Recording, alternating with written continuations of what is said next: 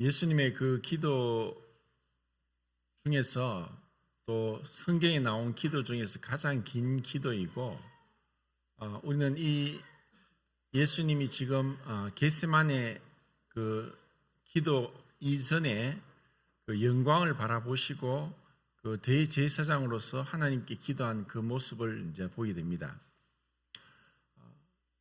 아버지와의 친밀한 그 교제, 그리고 창세 전부터 누렸던 그 영광 가운데 계셨던 그 예수님에 대해서 우리가 볼 수 있고, 이것을 이전에 제가 모세와 비교했을 때 모세가 하나님과 가까이 친구처럼 대면하여서 그렇게 가까이 40일 동안 2번이나 금식하면서 율법을 받았었지만 그 얼굴에 광채가 날 정도로 그렇게 빛이 났지만 시편 90편에서는 주님의 두려우심, 음미하심에 대해서 그가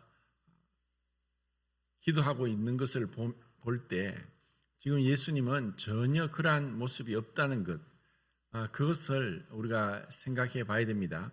그리고 이사야나 또 다니엘이나 이런 성경에 나오는 정말 위대한 인물들도 그 하나님의 임재 앞에서 죽은 것처럼 엎드려졌다는 것을 생각할 때 예수님은 우리와 동일한 육신을 입고 계셨지만 참 하나님이심을 우리에게 보여주고 있다는 것. 그리고 우리는 기독교를 한마디로 이야기하면은 은혜다. 은혜가 기독교를 에 대해서 가장 잘 표현하는 거다라고 해서 은혜란 말을 참 좋아합니다. 그런데 마태복음과 마가복음에는 그 은혜라는 단어가 한 번도 나오지 않습니다. 그런데 요한복음에는 딱 3번 나와요.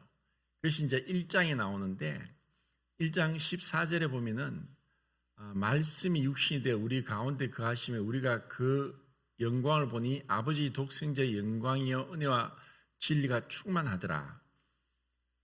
그러면서 이제 16장 16절 17절에 그 은혜에 대해서 딱 3번밖에 나오지 않습니다. 근데 그 은혜는 받을 가치가 없는 자에게 그저 주어지는 것이고, 그리고 그 은혜는 말씀이 육신이 되어 우리 가운데 거하심으로 인해서 우리가 그 영광을 보게 되고, 그 영광은 독생자의 영광이고, 그리고 그 영광은 은혜와 진리가 충만하다는 것입니다. 우리는 너무나 쉽게 당연한 것처럼 생각할지 모르겠지만 우리가 그 하나님의 그 영광을 알 때야 비로소 하나님 앞에 엎드려집니다. 오늘 또 찬양을 했듯이 하나님의 거룩하심을 알게 될 때 누가 주의 그 음미하심, 두려우심을 알 수 있겠습니까? 그런데 우리가 그 하나님을 알면 알수록 우리가 그분 앞에 엎드려지고 경외하게 됩니다. 그리고 그 경외함이 넘칠수록 우리는 하나님의 친밀함을 경험하게 됩니다. 이것이 우리의 믿음의 순서입니다. 그러면 그 하나님의 영광을 생각할 때 제가 여러 가지 관심이 많아서 그 천문학에 대해서도 이렇게 쭉 이렇게 살펴보고 있는데, 지금 인간이 만든 그 로켓, 이제 우주를 날아가는 로켓 중에서 제일 빠른 게 뭐냐면은 뉴 호라이즌스라는 그 로켓입니다. 이것이冥왕성을 탐사하기 위해서 2011년도인가 그때 이제 발사했어요. 그래서 시속인지 초속인지 정확하지는 않지만 58,000km를 시속으로 그렇게 날아가니까 우주 공간은 그 공기가 없습니다. 그래서 저항이 없죠. 진공 상태입니다. 그러니까 한번 추진력을 얻으면은 저항이 없기 때문에 계속 그 속도로 날아갈 수 있습니다. 그렇게 해서冥왕성까지 날아가는데 명왕성까지가 이전에는 우리가 공부할 때는 태양계의 마지막 행성이 명왕성이라 했습니다. 근데 명왕성이 태양을 타원형으로 공전을 해서 가장 멀리 떨어졌을 때가 75억 킬로미터고 또 가까이 또 공전할 때는 45억 킬로미터인가 하여튼 굉장히 길쭉하게 공전을 하고 있어요. 근데 그 속도로 날아가더라도 적어도 30년을 날아가야만 됩니다. 그런데 중간중간 이제 가장 큰 목성 같은 경우에 이제 그 대기권 쪽으로 갔다가 그걸 스윙바이라고 하는데 그 중력의 추진력을 힘입어서 또다시 더 빠른 속도로 날아가서 9년 만에 작년인가 하여튼 명왕성 주위를 갔어요. 그런데 공기가 없기 때문에 명왕성 주위를 공전하면서 탐사를 하는 것이 그 명왕성까지 9년 동안 날아간 그 에너지를 그만큼 소비해야만 속도를 줄일 수 있는 거예요. 그러니까 저항이 없으니까 속도를 줄이기 위해서 또 반대로 역추진을 해야 되는 거예요. 그러지 않으면 그냥 지나가 버리니까. 그러니까 우리가 사는 이 태양계가 그렇게 태양계조차도 우리가 탐사를 하는데 거의 10년이 걸리지만 가장 가까운 태양 별이 프록시마 켄타우루스라고 하는 그 별인데 빛의 속도로 4.2년을 가야 됩니다. 그럼 빛은 4.2년은 1년에 9조 5천억 킬로미터를 가야 되니까 우리가 만든 뉴 호라이즌으로 그 가장 가까운 별을까지 가는담 해도 수십만 년이 걸려요. 그런데 우리는 그런 하늘의 태양이 우리 은하계에만 지금 얘기하는 한 2천억 개가 된다고 하고 우리 가까이 가장 바로 옆에 있는 은하가 안드로메다 은하인데 그 은하는 우리 은하보다 2배 정도 더 크지만 태양의 숫자가 한 1조 개가 된다고 해요. 그러면 이러한 은하가 또 몇 조 개가 된다고 할 정도로 그냥 우리의 한계, 우리가 상상할 수 있는 한계를 초월해 버리는 거예요. 하나님은 그러한 우주를 창조하시고 지금도 별의 수요를 헤아리고 계시고 그 별을 우주를 다스리시는 하나님인 거예요. 우리가 하나님을 몰라도 너무나 모르고 정말 하나님을 우리 스스로의 믿음과 생각으로 경험으로 제한시켜 버리기 때문에 정말 하나님의 그 영광을 다 알 수 없는 거예요. 우리의 믿음도 너무 인간적이고 자기 주관적이고 세속적이란 거예요. 그런 가운데 우리가 그 예수님의 그 기도에서 1절 17장 1절을 한번 읽고 다시 생각해 보겠습니다. 1절을 읽겠습니다. 시작.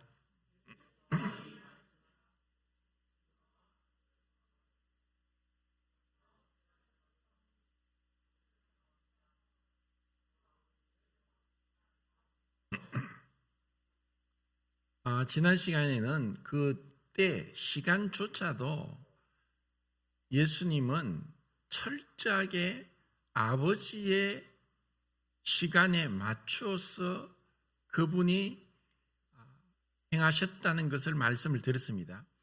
그러니까 요한복음에서만 해도 때에 대해서 여러 군데 성경을 찾아보면서 예수님은 그 때를 위해서 오셨다. 그 때는 뭐냐? 십자가의 죽으심이다. 그 때가 이전에는 아직 때가 이르지 않았다라고 말씀하신 것은 아버지께서 계획하신 그 때와 장소와 그 모든 조건을 순종해서 그래서 철저한 예수님의 순종을 통해서 이 우리의 십자가의 구속이 이루어진 것이에요. 근데 그 때가 이제 이르렀고 이제 그분의 기도에서 아들을 영화롭게 해달라고 기도를 하시는 거예요. 그러면 왜 영화롭게 해달라고 하느냐? 그 영화롭게 해달라고 하는 그 이유가 있습니다. 그것은 아버지를 영화롭게 하기 위한 것인 거예요. 그러니까 그분의 모든 삶에, 공생의 삶에 있어서 목적은 아버지를 영화롭게 하는 거예요. 우리는 때로는 예수님께서 너무 수동적으로 자신의 뜻도 자신의 의지도 없는 것처럼, 자신의 자아의 성취에 대한 욕구가 전혀 없는 것처럼 우리가 그것을 보면서 의아해할 수 있어요. 예수님은 너무 수동적이지 않은가? 왜 자신의 뜻이 없지? 왜 자신의 자아 성취가 없지? 예수님이 철저하게 그렇게 아버지에게 순종하시고 아버지의 그 모든 영광을 위해서 살아갔던 그 삶이 우리에게 주는 그 교훈은 단순히 십자가에 죽으신 뿐 아니라 그분의 모든 삶을 통해서 아버지께 영광을 돌리는 것이 그분이 삶의 목적이었습니다. 이것을 우리에게 보여주시는 거예요. 우리는 그 사람들이 살아가는 목적은 어떤 의미에서는 자신의 영광을 위해 사는 것이 우리 모든 사람의 삶의 목적이에요. 자기의 영광은 무엇이냐? 자기가 드러나고 자기가 주목받고 자기의 자아 성취가 이루어지고 자기가 만족되고 자기가 행복하고 자기가 기쁜 거예요. 우리는 주님을 믿는다고 하면서도 주님의 이름을 빙자해서 자신의 영광을 구할 수 있는 자예요. 하나님은 그 모든 걸 다 알고 계세요. 우리가 주와 복음을 위해서 그 나라와 그 의를 위해서 산다고 하지만 그렇게 하는 것이 하나님의 영광을 위한 것인가?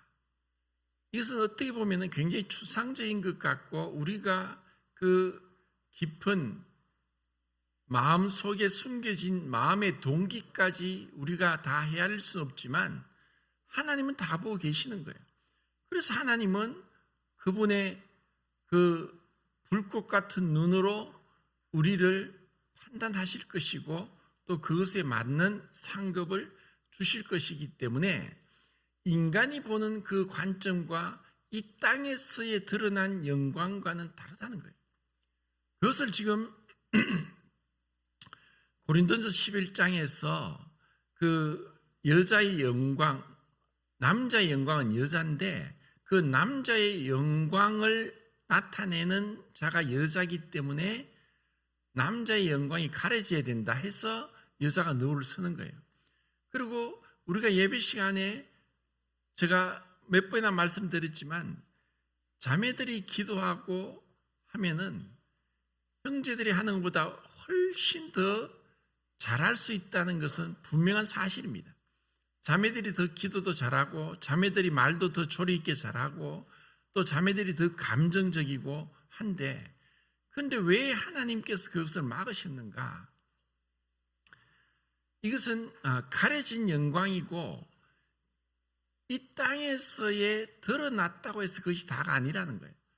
그러니까 하나님은 이를 숨기는 것은 왕의 영화입니다. 그분은 지금 그 가려진 영광 가운데서 훗날에 그분이 그 가려진 가운데서도 흔들림 없이 또 세상의 평판과 사람들의 주목과 또 사람들의 어떤 그 판단에 흔들림 없이 마음 중심으로 하나님을 향해 살아왔고 또 행한 것, 헌신한 것에 대해서 그분은 불의하지 아니하사 다 갚아주실 것입니다. 그래서 모든 그 영광과 판단은 아직까지 남겨져 있는 거예요. 이 땅에서 사람들이 볼 때, 야, 저 사람 믿음이 좋고, 저 사람 능력도 있고, 또 저 사람 지식도 많고 그렇게 판단하고 사람들의 주목을 끌지 모르지만 하나님은 그런 것에 속지 않는 거예요. 사람은 속일 수 있을지라도 하나님은 속일 수 없어요. 주님은 오로지 아버지 영광을 위해서 사신 분이에요. 아들을 영화롭게 해주십시오.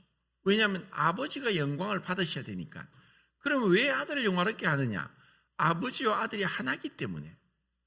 아들이 그러면 지금 예수님께서 영광을 받기를 원하시는 것은 무엇인가? 그게 무엇일까요? 4절을 보겠습니다. 4절 17장 4절 시작.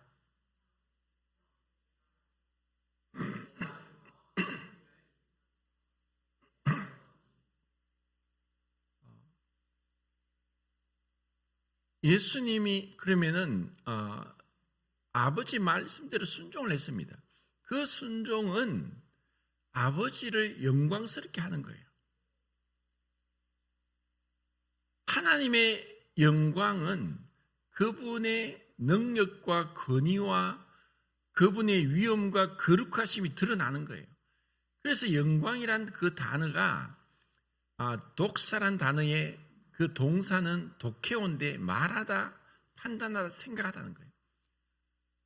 그분의 그 영광은 그분의 속성과 그분의 존재와 그분의 어떠하심이 드러나는 거예요.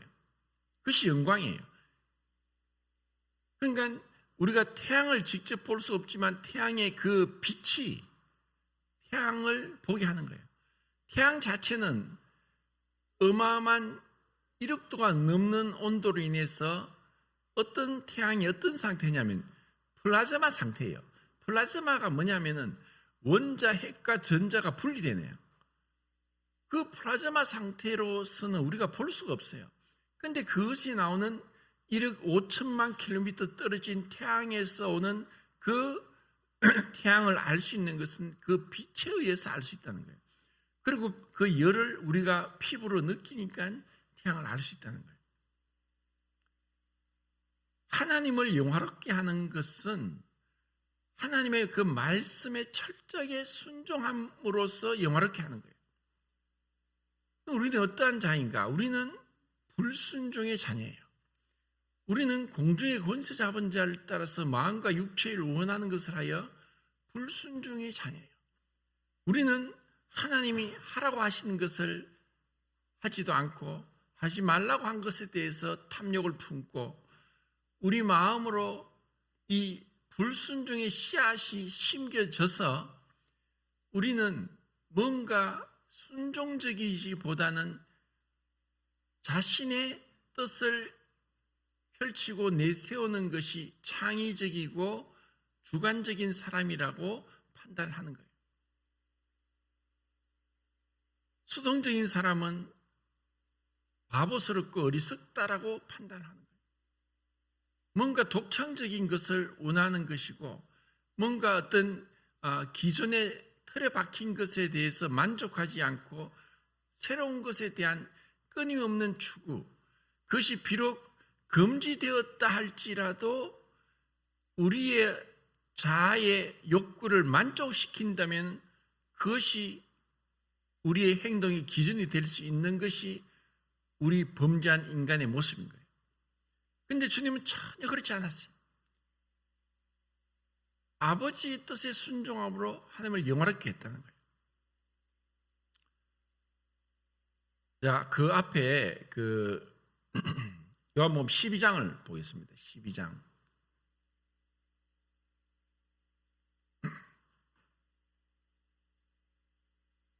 23절, 24절입니다. 23절, 24절. 시작.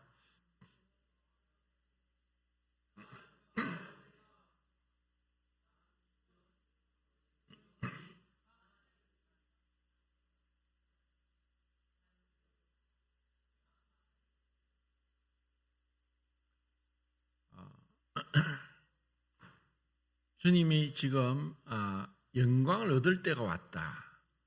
인자이가 영광을 얻을 때가 왔는데 그 영광은 뭐냐?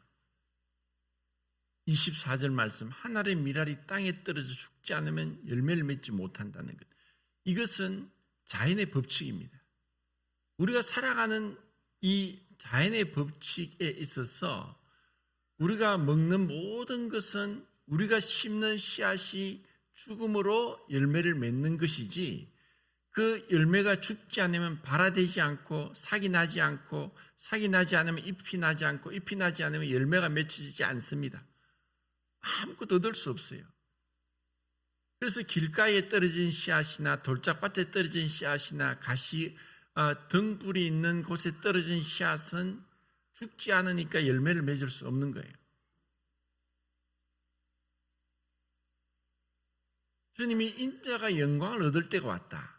참 재밌는 것은 그 요한복음 12장 23절 이 말씀에 이제 주님은 인자가 영광을 얻을 때가 왔는데 그 영광은 십자가의 죽으심을 말씀하고 있어요. 그런데 사도행전 12장 23절 말씀은 뭘까요?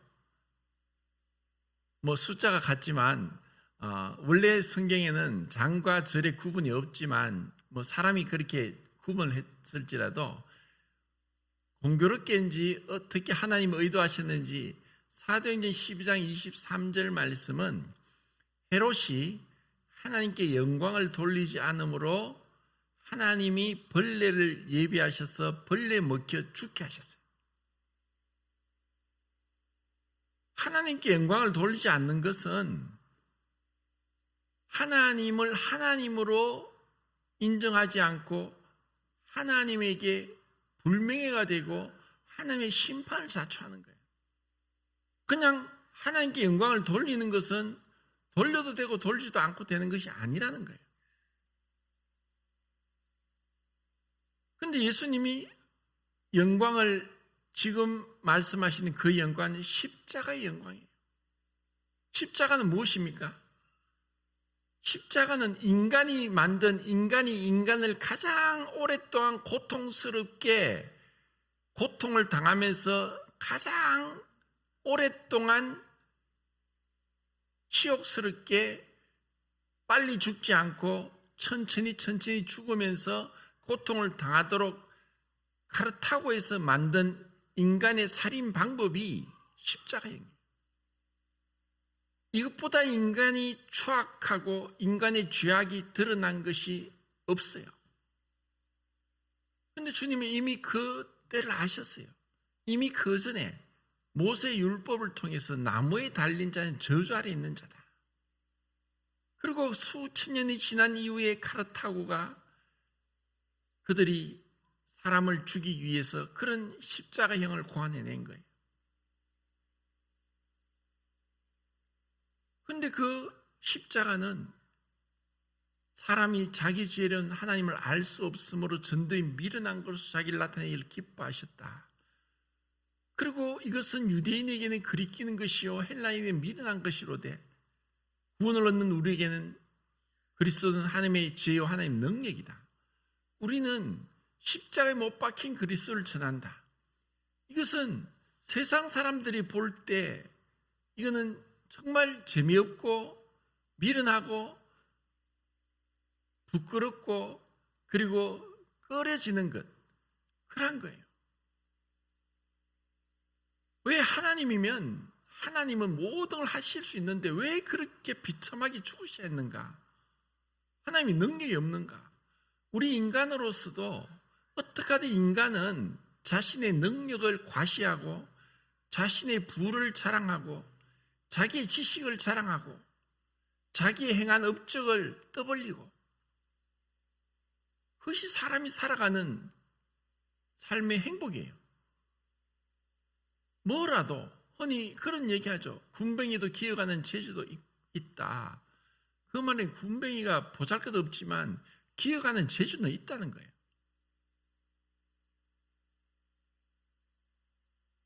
우리는 그런 아담의 범죄가 얼마나 무섭게 우리를 타락시켰고 부패시켰다는 것을 잘 몰라요. 그러니까 그 사랑은 사랑하는 자를 위해서 희생할 수 있고 죽을 수 있는 거예요. 그러면 그것에 대한 반대는 뭐냐? 자기가 죽지 않고 살려고 하니까 남을 죽이는 거예요. 그게 죄라요. 희생을 꺼려하는 거죠. 내가 왜 희생해?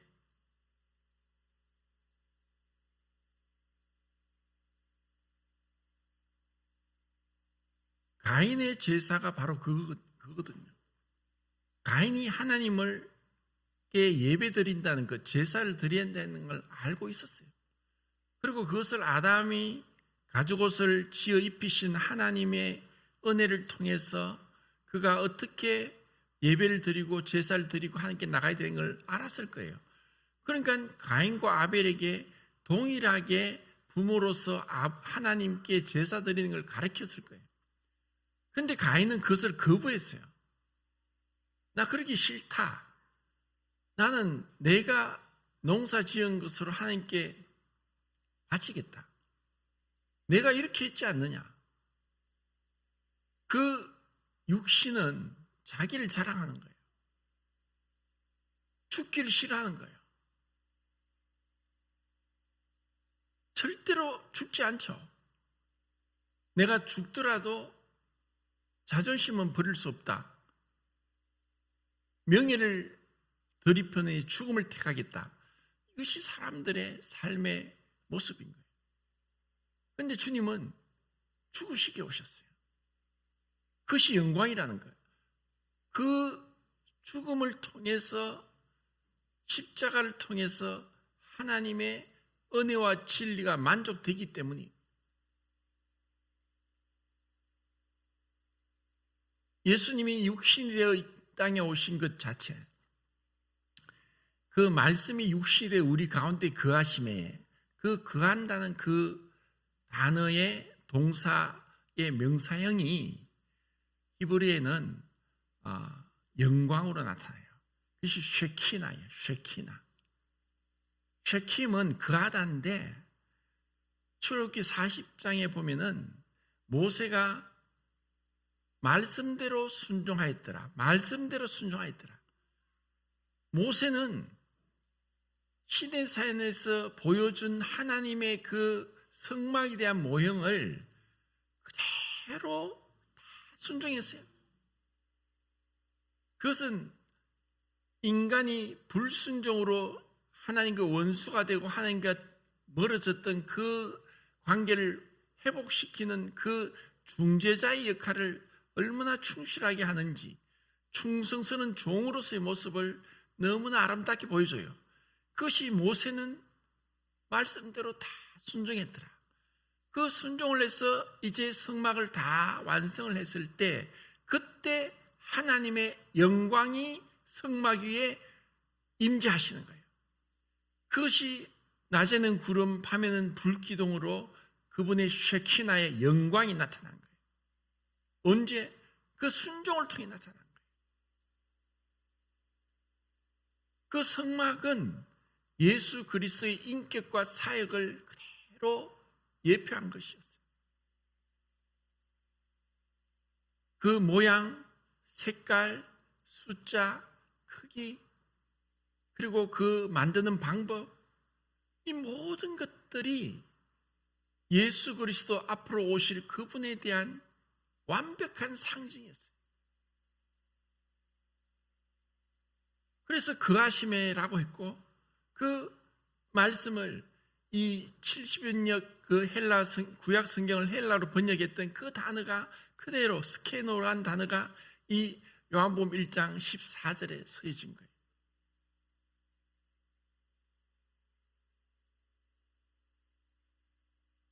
말씀이 육신이 돼요. 그런데 그 말씀은 1장 1절에 태초에 말씀이 계시니라, 이 말씀이 하나님과 함께 계셨으니 이 말씀은 하나님이시.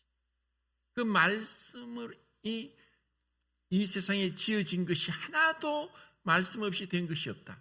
모든 것이 하나님의 말씀으로 지어졌다는 거예요. 그 놀라운 하나님의 그 창조의 능력이 그 옛 창조에 나타났는데, 그런데 그 옛 창조를 통해서도 아직까지 나타나지 않았던 영광이 있었던 거예요. 그 영광이 뭐라고 있습니까? 그것이 바로 사랑이었고, 그 사랑은 우리 같은 죄인을 위해서 자신을 버리고 죽기까지 하는 완전한 희생과 대속 제물로서의 사랑이 창조의 능력에서는 감춰져 있었던 거예요.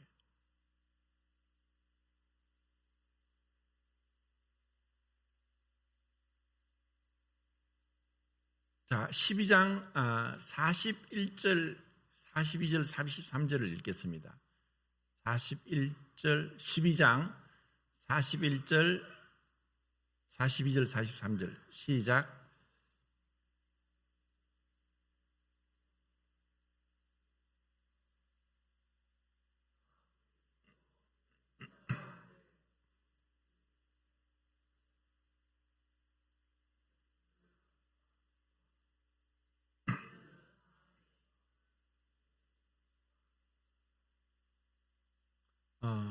자, 제가 좀 전에 말씀드린 것처럼 사람이 살아가는 것은 어쩌면 영광을 위해 살아간다. 자신을 드러내고 자신이 왜 말을 하느냐, 내 뜻을 표현하는 것이고, 내가 추구하고 내가 꿈꿨던 것에 대해서 이루기 위해서 우리는 살아가요. 그것이 자기 영광입니다. 그래서 그 영광이 없다면은 우리는 그냥 뭐 의미 없이, 또 어떤 가치 없이, 어떤 주목도 없이 그냥 쓸쓸히 그냥 살다가 그냥 그는 먹고 마시고 살다가 언제 죽었더라, 그냥 이렇게 되는 거예요. 아무 의미가 없죠. 근데 우리는 우리 나름대로 뭔가에 대한 추구하는 게 있고 목표가 있어요. 이것은 하겠다. 그래서 그것을 위해 달려가죠. 그게 자기 영광입니다. 그러다 보니까 그러면 예수님도 동일한 인격체시고 그분은 하나님이시신데 그분이 자신의 영광이 없었을까요? 그런데 그분은 자신의 영광도, 자신의 뜻도, 자신의 말도, 자신의 어떤 계획도 없는 것 같아요. 그리고 나는 스스로 아무것도 할 수 없다. 나는 스스로 아무것도 할 수 없다라기보다 하지 않는다. 철저하게 그 아버지께 순종한 모습을 통해서 그 참된 사랑을 보여주는 거예요. 그 사랑은 우리가 왜 인간관계에 있어서 가장 어려운 건 뭐냐? 연합이 안 되는 거고 사랑이 안 되는 거예요. 사랑이 뭐냐? 자기 뜻을 계속 주장하는데 누가 그 화목되겠어요? 내 뜻이 이건데 상대방에 대한 배려도 없고 존중도 없고 인내도 없고 희생도 없고, 그러면 인간관계 끝나는 거예요. 그냥 있어도 그림자예요. 그건 사랑이 아니니까. 그냥 그 사람을 우리는 어떻게 보면 이용하는 수단으로서밖에 여기지 않으면은 그 사람을 위해 희생할 수도 없어요. 그 사람을 존중할 수도 없고, 그 사람을 향해 인내할 수도 없고, 그 사람이 헌신할 수도 없어요. 주님은 그 사랑은 바로 그와 같이 때로는 자기 것이 없는 것처럼 하는 거다. 이것을 주님이 보여준 거예요. 그 구약 성경에 그 요셉이라는 사람이 있죠. 그 요셉은 야곱의 11번째 아들로 태어났어요. 그런데 그 요셉은 야곱이 사랑하는 라헬을 통해 낳기 때문에 그 앞에 레아나 또 실바나 빌하를 통해 난 다른 아들들보다 야곱이 지혜가 없이 좀 너무 편파적으로 라헬이 낳은 요셉만 편애했어요. 그러니까 자연스럽게 배다른 형들이 그 요셉을 시기 질투할 수밖에 없었고, 그것이 급기야 그를 죽이기까지 하려고 했던 거예요. 그래도 그 형들 중에서 그래도 죽이지 말자, 우리 동생이지 않느냐 해서 애굽에 팔아 넘겨버렸죠. 근데 그 팔려갔을 때가 17세였어요. 그리고 그 요셉은 팔려가서 13년 동안 정말 죽을 고비를 넘겼는데, 하나님을 의지하면서 그 마음 가운데 형들에 대한 원망도 시기도 없었고, 오히려 그 어려운 가운데서 하나님의 뜻을 헤아리고 하나님께서 자기를 보냈다고 하는, 이미 그 형들 용서했어요. 그래서 나중에 총리가 되고 7년 풍년이 지나고 2년 흉년이 지나서 39세가 되고, 또 그가 팔려와서 22년째 되었을 때 그 형들이 가나안 땅에서 양식을 구하러 온 거예요. 그리고 그 시몬을 볼보잡고 베냐민 동생을 데려와야지 시몬을 풀어주고 또 양식도 주겠다 했을 때 그들이 우여곡절 끝에 다시 베냐민을 데려온 거예요. 그때 요셉이 그 형들을 나이 순서대로 11명을 식탁 자리에 앉혔어요. 그래서 그들은 깜짝 놀랐어요. 아니, 저자가 누군데 어떻게 우리 나이를 다 알고 나이 순서대로 11명을 앉혔느냐. 자, 우리는 그걸 보면서 요셉이 그 형들에게 자신의 신분을 감추고 있으면서 11명을 앉혔는데 그것이 쉬운 일일까요? 만약에 그들이 수학을 조금만 알았다면은 그때 이미 이 자는 요셉이다, 아니면 이 자는 하나님과 같은 자다라고 알았을 거예요. 그 11명을 그 나이 순대로 정확하게 앉힐 수 있는 확률이 얼마일까요? 대략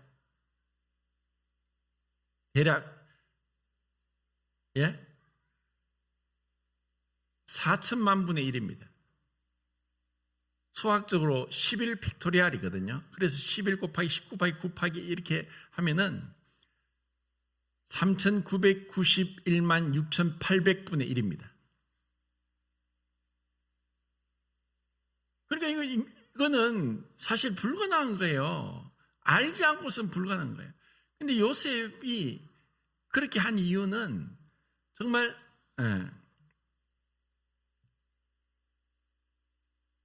이미 마음으로 용서했고 그들을 회개시키고 화목하게 하기 위한 것이었어요. 우리가 하나님의 능력을 알 때, 하나님을 알면 알수록 그 모든 생물에는 유전자 DNA가 있는데 가장 하찮은 대장균의 DNA를, 그 DNA가 염기서열이 아데닌, 티민과 시토신, 구아닌과 정확하게 결합해요. 그래서 하나라도 삐뚤어지면 기형이 돼요. 그래서 아데닌, 티민, 시토신, 구아닌 이것을 띄어쓰기 하지 않고 A4 용지에다가 대장균의 그 염기서열을 다 적으면 몇 페이지 나오냐면은 2000페이지 나와요. 근데 사람은 세포가 70조에서 100조 개가 있는데 한 개 세포에 염기서열이 30억 쌍이 있거든요. 그래서 아데닌, 티민, 시토신, 구아닌을 이것을 띄어쓰기 하지 않고 쓰면 몇 페이지 나올까요? 100만 페이지 나와요. 100만 페이지. 우리는 우연의 존재가 아니라 정확한 하나님의 계획과 계산과 능력에 의해서 창조되었어요. 그분은 모든 것을 알고 계신 분이에요. 그분을 속일 수 없고 그분을 피해 도망갈 데가 없어요. 그리고 그분은 그런 위대한 능력을 가지고 계신 분임에도 불구하고 인간이 볼 때 그렇게 어처구니 없이 옷벗김을 당하고 고난을 당하시고 가시멸관을 쓰고 채찍에 맞으시고 침뱉음을 당하시고 뺨을 맞으시고 그렇게 십자가에 죽으셨어요. 그 죽음을 통해서 부활이 있고 그 고난을 통해서 영광이 있게 되었고 그 순종을 통해서 하나님께 영광을 돌리게 된 거예요. 주님 우리에게 이걸 가르쳐 주시는 거예요. 이것이 아들을 영화롭게 하사 아버지를 영화롭게 하게 하옵소서. 이 아름다운 모습, 우리가 이것을 알 때 정말 하나님께 영광을 돌릴 수 있는 그런 복된 자들이 될 수 있다고 생각합니다. 이상입니다.